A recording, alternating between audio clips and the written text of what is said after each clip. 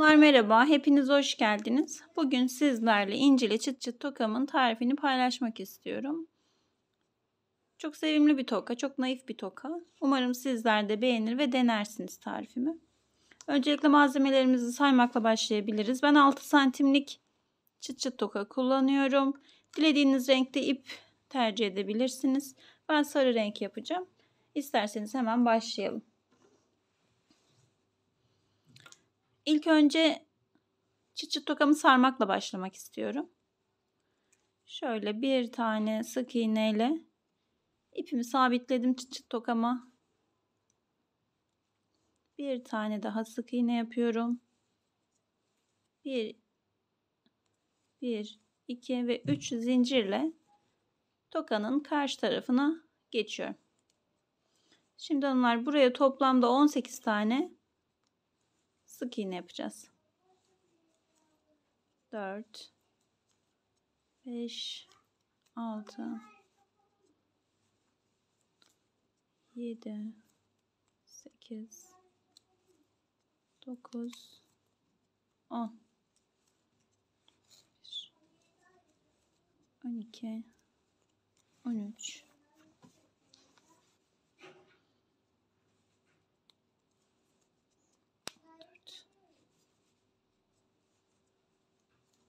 15, 16, 17 ve 18 tane sık iğnemi yaptım hanımlar.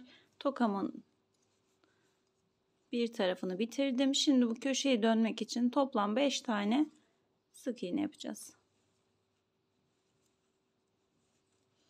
Bu sık iğneyi diğerine göre birazcık daha bol yapalım.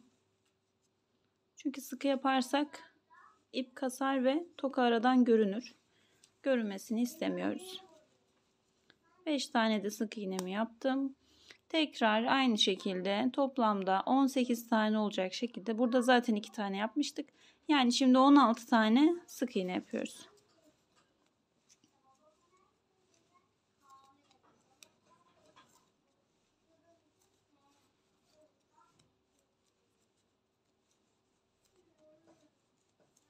Oh.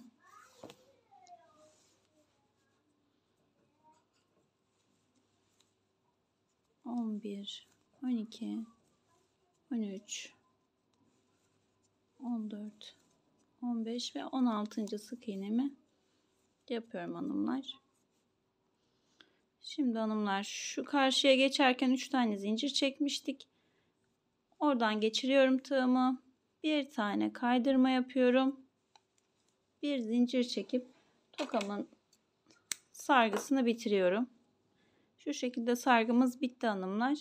Şimdi çiçekleri yapmaya başlayabiliriz. Çiçekleri yine aynı renkten yapacağım. Tek renk olsun diye. Sihirli halka ile başlıyoruz. Orta parmağımı ipi doladım. İlk ipin altından tığımı geçirdim. Diğerini aldım. Bir zincirle bağladım ve sihirli halkamı oluşturdum hanımlar. Şimdi çakma sık iğne yapacağız. Yani ip olarak sık iğne. Toplamda 2 tane. 2 tane çakma sık iğne yaptım. Bir tane kaydırma yapıyorum. Bir zincir çekiyorum. Toplamda 5 tane yaprağı olacak çiçeğimizin. İlk yaprağını yapmış olduk. Yine 2 tane çakma sık iğne yapıyorum. Bir tane kaydırma yapıyorum. Bir tane zincir çekiyorum. İkinci yaprağımı da oluşturdum. 1 ve 2 çakma sık iğne. Bir kaydırma, bir zincir. 1, 2 çakma sık iğne.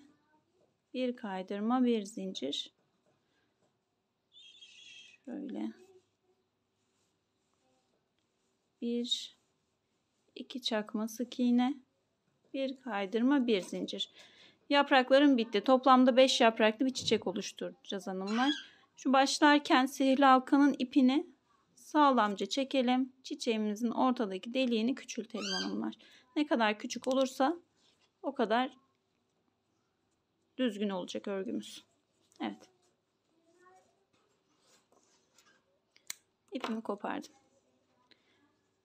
Evet, 5 yapraklı küçük bir tane çiçek oluşturduk hanımlar. Şimdi bundan toplamda 10 tane yapacağız. Birazcık biriktirelim. Siz de videoyu başa sararak birkaç tane yapın. Ben de yapayım. Hemen gelelim sonra hanımlar. Evet hanımlar, ben 8'e çıkardım çiçeklerimin sayısını. Toplam 10 tane yapacaktık. Son 2 taneyi de beraber yapalım istedim. Şöyle sihirli halkamı yaptım. Bir zincirle bağladım. 2 tane çakma sık iğne yapıyorum.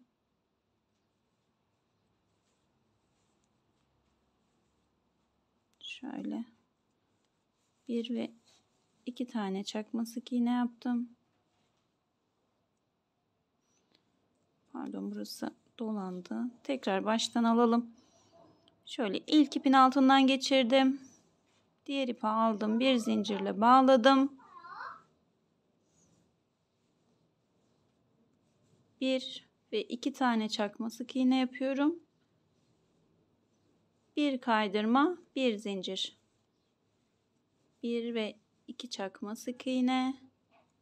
Bir kaydırma, bir zincir yapıyorum. 1 2 çakma sık iğne, bir kaydırma, bir zincir. Şöyle 3 tane yaprağımızı oluşturduk hanımlar. Toplam 5 tane olacak. 2 çakma sık iğne, bir kaydırma, bir zincir. 1 ve 2 çakma sık iğne, bir kaydırma yapıyorum. Bir zincir çekip sihirli halkamın ipini çekiyorum. Ve çiçeğimin ortasını olabildiğince küçültüyorum hanımlar. Evet. Bakın küçücük oldu. Çünkü oraya da boncuk gelecek. O delik görünmez. Çok büyük olursa boncuk içine kaçar. Ve çiçeğimiz biraz daha kaba durur. Bunu da istemiyoruz. Son çiçeğimizi de yapalım hanımlar.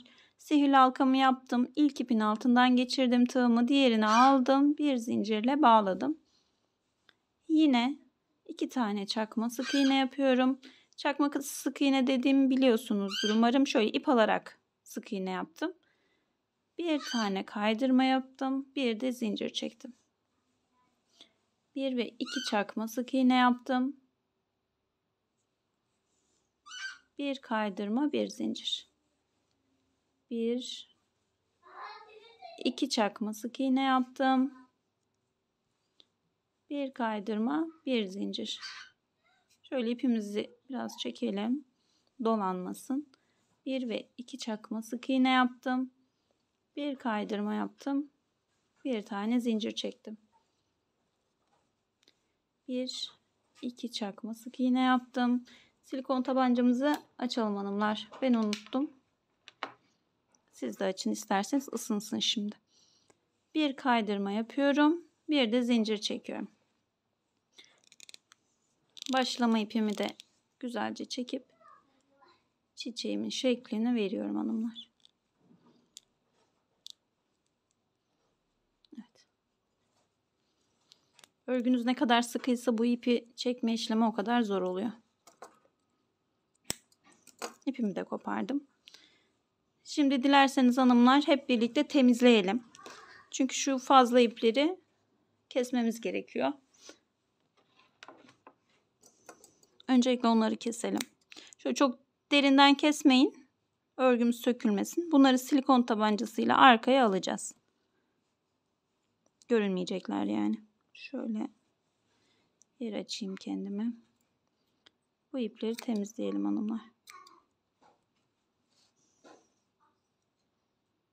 Toplamda 10 tane küçük çiçeğimiz bitti.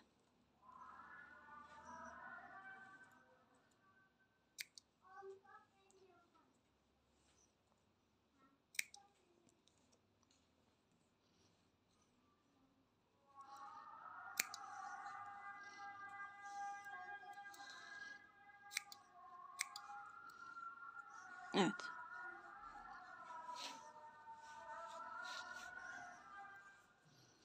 Son 2 çiçeğim. Bunları da temizleyelim.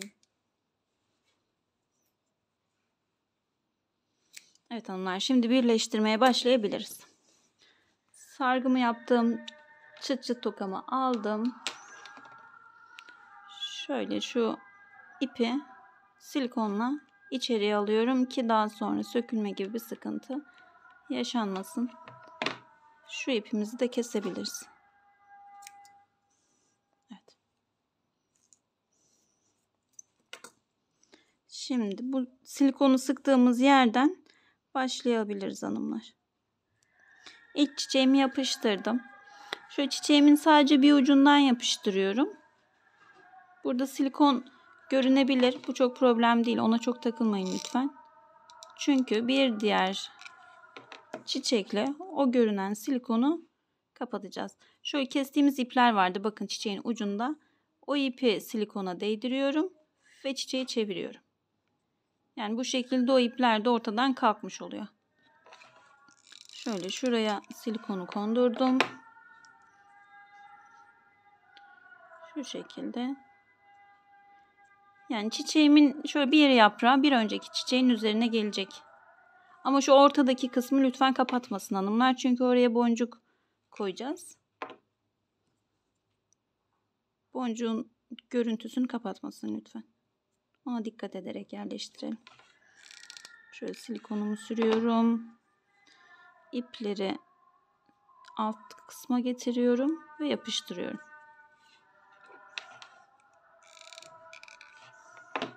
Evet. Evet hanımlar. Bakın.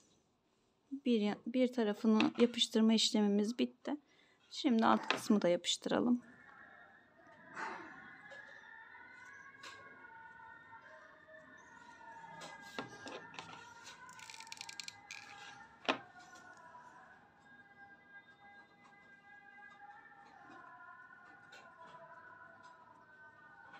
Evet. Son iki çiçeğimiz. Şöyle iki yere de silikonumu sürebilirim.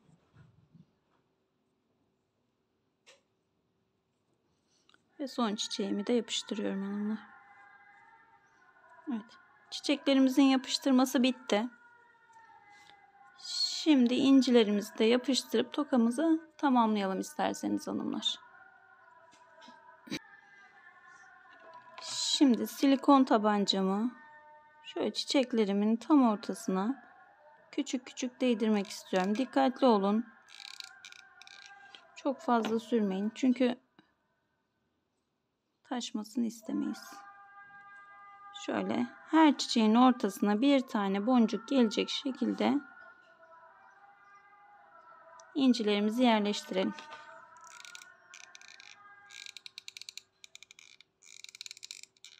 Evet.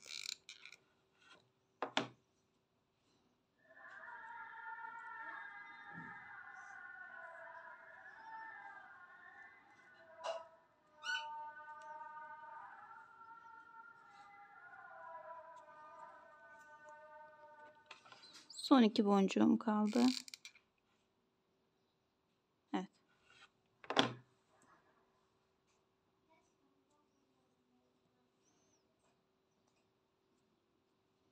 Onları da yapıştırıyorum. Çok fazla silikonla haşır neşir olduğumuz için tokamızın üzerinde silikonlar kalabiliyor. Onları şöyle alalım. Ve bitti hanımlar. Tokamız hazır.